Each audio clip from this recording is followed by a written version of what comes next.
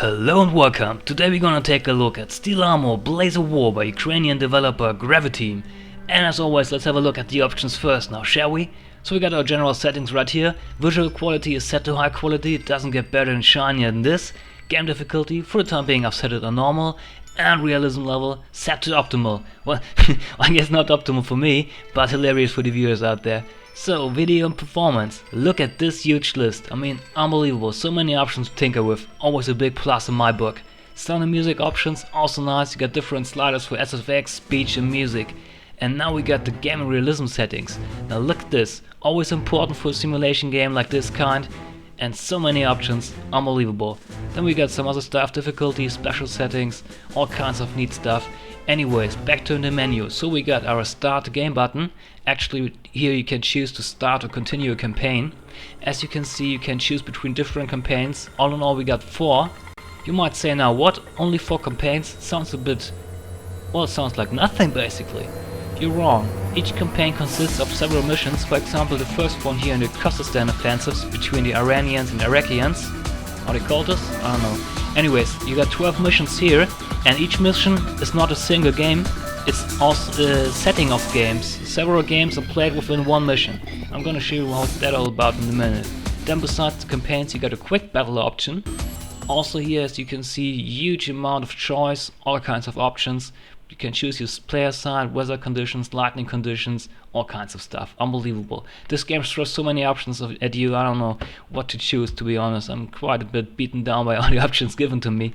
Anyways, then we got the Encyclopedia. I can show you this one, hold on a second.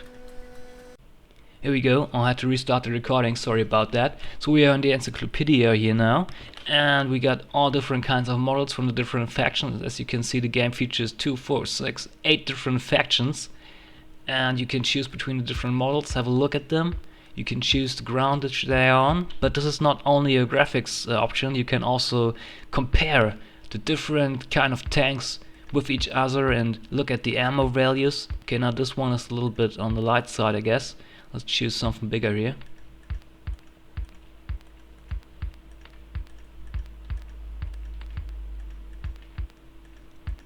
Okay, it took longer than expected, but this is a simulation game at all. After all, everything takes a bit longer than expected. Anyways, now here you can compare different ammo stats and ammo values, as well as penetration values, and all kinds of different neat stuff. Also you have all kinds of different information about the vehicles included into the game.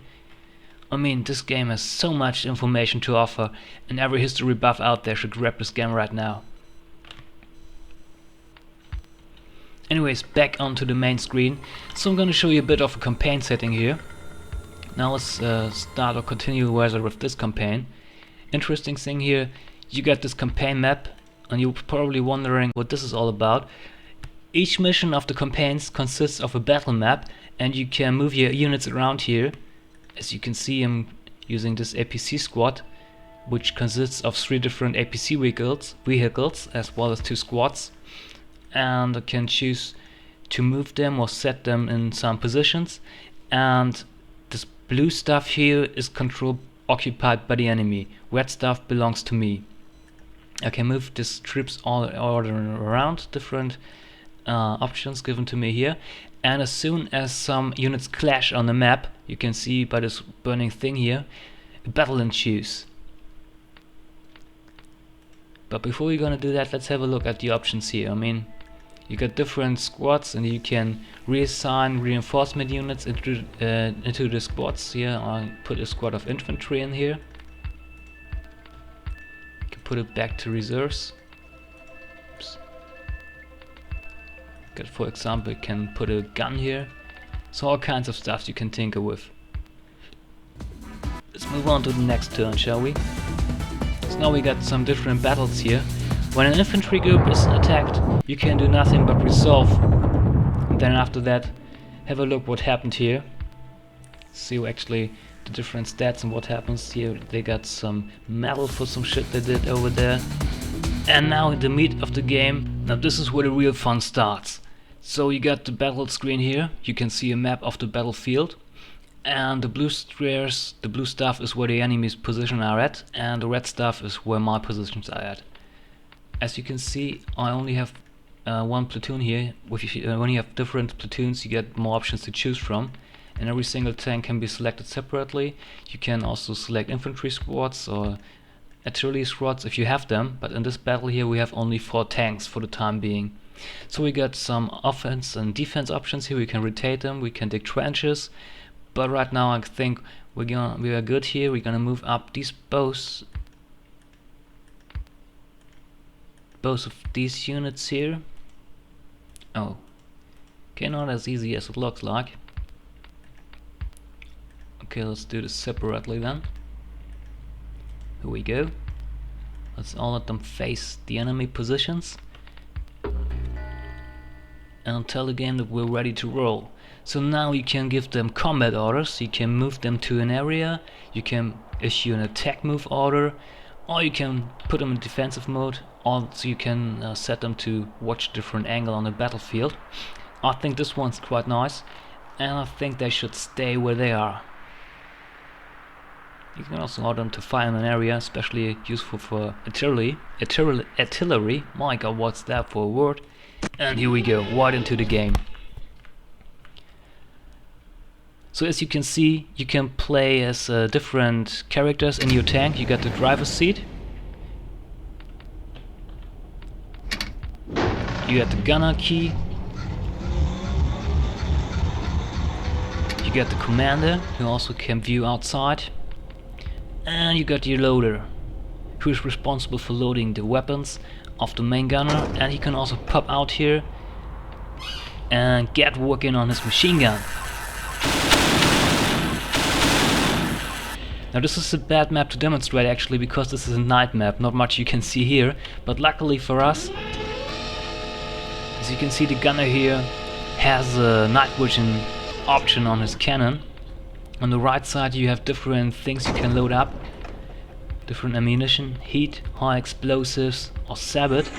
Load a sabot for now. I think this one is good against tanks.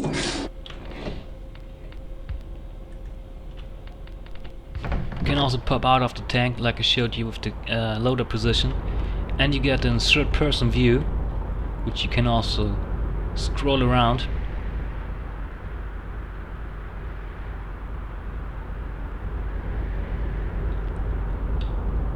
So I think they're gonna attack anytime. You can also use binoculars. But since it's quite dark, I ain't seeing nothing with these binoculars. Interesting. So let's get back into the tank, shall we? And as with any simulation game, there's not so much going on here. I'm gonna speed up the process a little bit and maybe skip also some parts until interesting things happen. And the game decided to crash on me once again once I clicked the play button. I don't know what it is with simulation games and auto crashing. Anyways, let's jump right into the quick battle, shall we? So as you can see, this is another tank model. This is the... I already forgot what it was called, to be honest.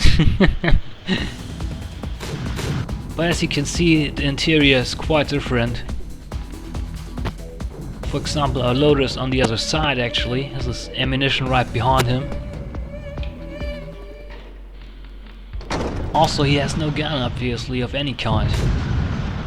So get back to the commanding view. And we can see we already get the enemies right here, so let's better jump into the gunner seat. And we got no zoom function, interesting. So this must be something of this tank. Whoa, that was a good hit. Holy snap. Let's do this once again. Go, go, go.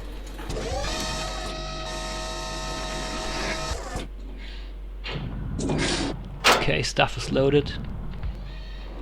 Let's do this. A bit too short.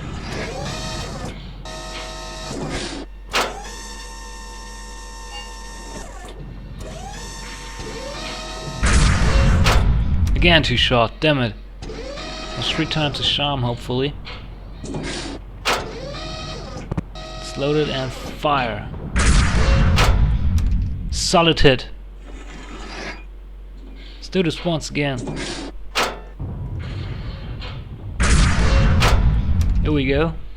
So yeah, I think I can already come to a conclusion of this title now. I'm still not fully convinced of this title, to be honest. To get to a point where the game is rewarding towards the player, you have really sink your teeth into this title and spend at least a couple of hours learning the game mechanics, which ammunition to choose, where to shoot, etc. And content-wise, yeah, you got your 4 campaigns with several missions each, and this nice neat editor.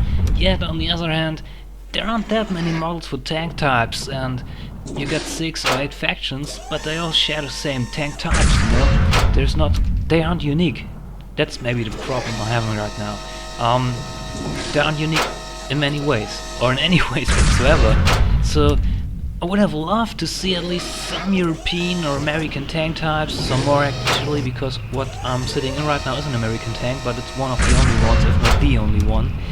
And if only they were available in the skirmish editor, for example, you know, just give me something. But don't get me wrong, it's still a solid title, and I'm sure the simulation crowd will love it, especially with deep gameplay mechanics. But if you're more of a casual gamer, you should probably wait until Steel Armor Blaze of War is available with discount or in sale. But if you're into simulation games, especially tank ones, it's a definitely go for it. Let's move a bit back here, not that they're gonna hit us.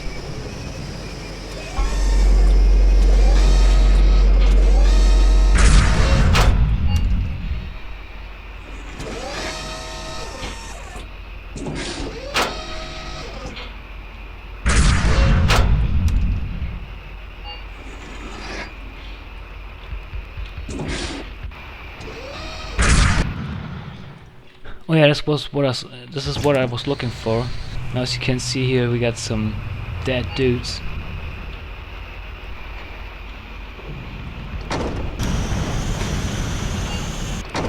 Actually, you can do nothing right now because you can't change the gunner to the gunner seat, for example, which is a bit of a letdown.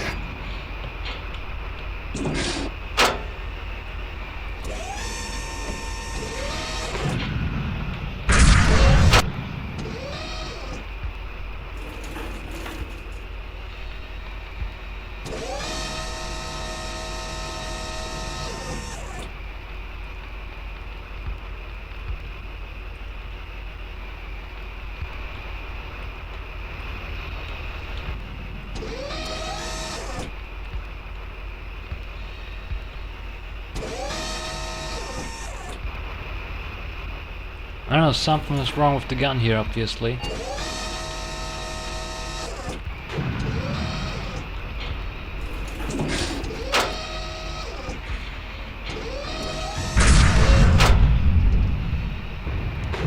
So let's make this a little bit more interesting.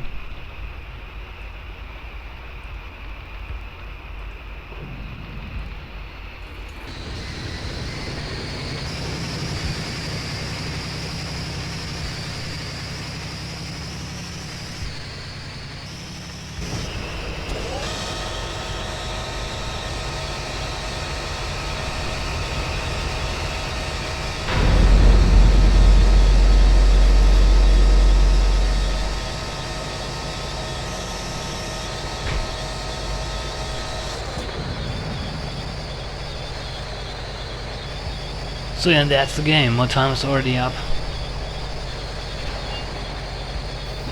And as always, I'm gonna wish you a very pleasant, nice day. Hopefully all your dreams come true and stuff like that. I'll see you around. Have a good one. Bye.